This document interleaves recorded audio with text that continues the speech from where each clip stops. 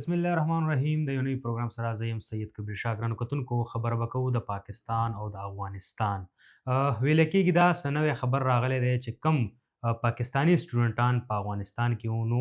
څه سټوډنټان چې کم دی پاکستان ته راغلي دي څنګه راغلي طریقې کار یې څنګه وو جوړ څنګه شو پاکستان ته راله څنګه او دې سره بل خبر دا دی د افغان کاروباري خلکو حوالې سره چې کم د پیښور خیبر پښتونخوا ډیټا وه نو هغه یې وفاق ته ورکه وفاق ته ولې ورکه آیا صوبه کمزورې وه چې وفاق ته ورکه په دې کې ویل کېده دا چې کوم فورسز ټیمونه وو هغه باقاعده جوړ شوي وو په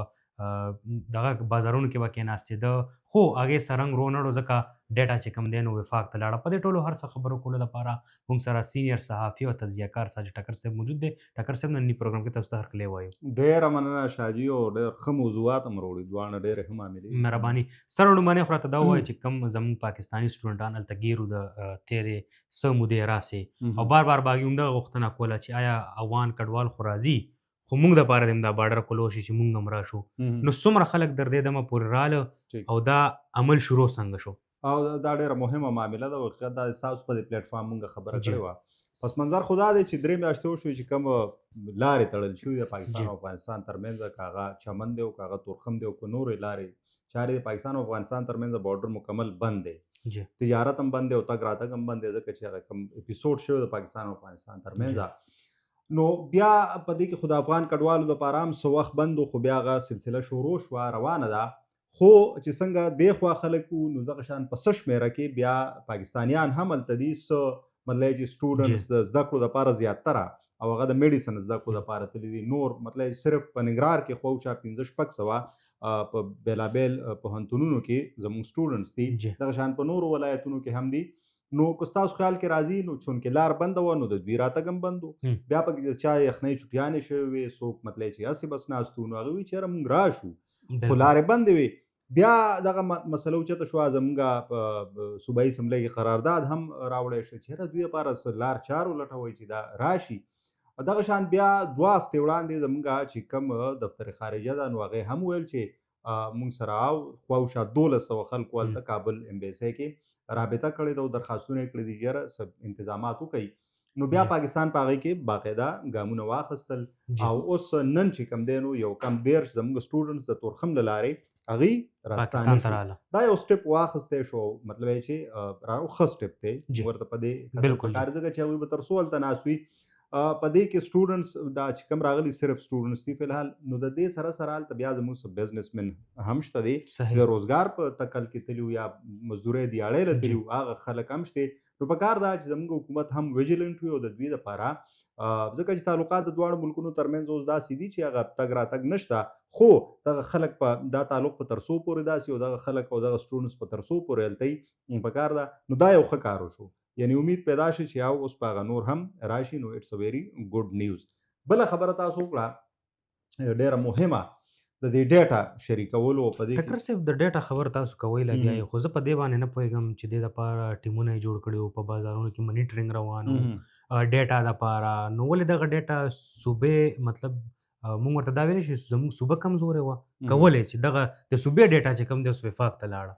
او دا ګوره د افغان کډوالو افغان ریفوجیز او دغه ریپیټریشن دا وفاقي معامله ده د دې سیفران وزارت دا ګوري زموږ وزارت داخله دا ګوري خو ډیټا خو به صوبه ورکوي که نه وفاق لا وفاقي دا که نه اوس به وفاق راځي او صوبې نه به ډیټا غونډوي وفاقي محکمې هم یو څنګه چې تاسو وایي چې ټیمونه جوړ شوي مانیټرنګ کې د باقاعده نو د هغې ګورئ لکه د سټوډنټ ځان لا چې څومره زده کړالیان وو دلته څومره مطلب خارج شو څومره لاړل څومره ووتل لکه دا احکامات راغلي چې بس لکه هم ستاسو په دې پلیټفارم خبره کړې چې نور دلته افغان سټوډنټس چې د افغان کډوالو وي یو خو هغه دي چې په پاسپورټ او ویزا راغلي هغه نه که یونیورسټیز کې د کالجز کې د خپل میډیسن سټډیز کې هر څه کوي هغه نه خو چې هغوی سره پاسپورټ یا ویزا شته دی نو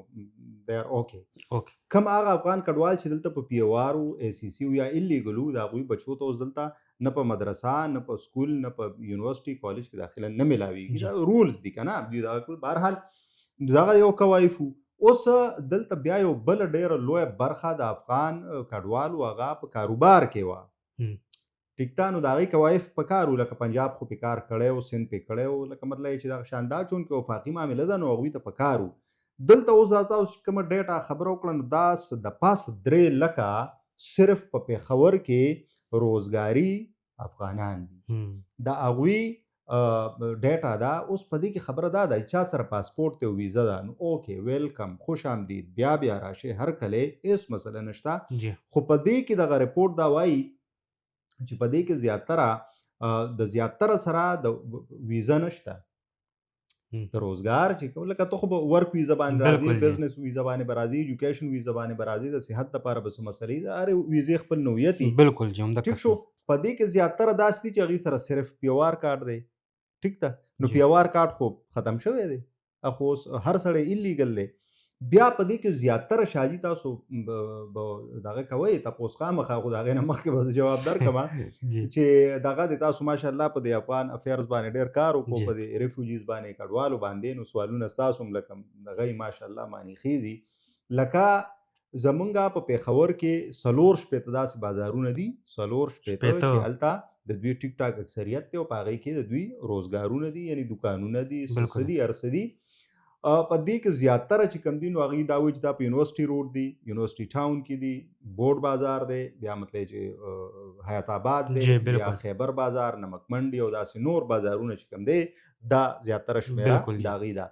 نو د دې دغه ډیټا چې یعنې څه د پاسه 3 لکه دي چې هغوی په روزګار کې ښکیل دي صرف په پېښور کې دا ډیټا به ټوله د پښتونخوا په کار دی چې وي او کیدای شي هغې ورسره هم شریکه کړي ځکه چې مردان هم لوی بازار دی دغه شانتې کوواټ هم لوی بازار دی ښار دی مردان هم ښار دی منګور هم ښار دی د هریپور نه خو هریپور کې هم کیمپونه او که نه داسې نوښار کې تاسو وګورئ نو هغه ډیټا دا کومه ډیټا چې دا تاسو خبر کوئ دا د پېښور دا څه د پاسه 3 لکه روزګاري خلک دي خو په دې کې دا ده چې په روزګار ویزه باندې ډېر کم دي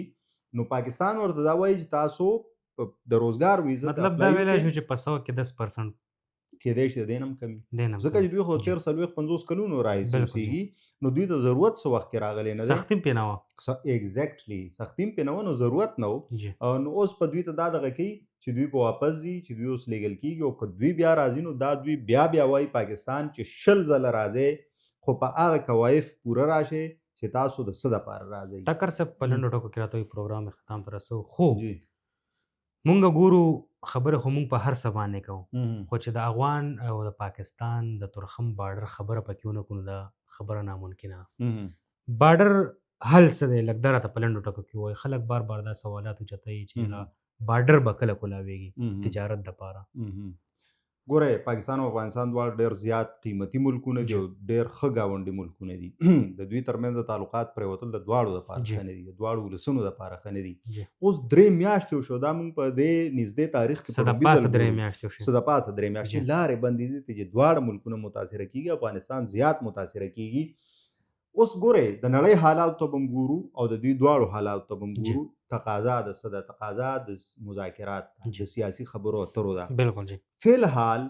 مونږ ته هغه واوره لا په خپل ځای پرته ښکاري او یخني واوره لا نوره هم چم شوې ده خو زمونږ امید دا دی چې انشاءالله څنګه دا کال نوی شه نو په کار ده چې دا مذاکرات هم نوي شي او دوی یو بل واوري او مطلب یې چې د خپلو ملکونو دپاره دا ریاستونه او د ولسونو دپاره مطلب چې دا حکومتونه رامخکې شي او کینی او مطلب یو بل سره او یو بل واوري. ګورئ د پاکستان مدعا دا ده چې تاسو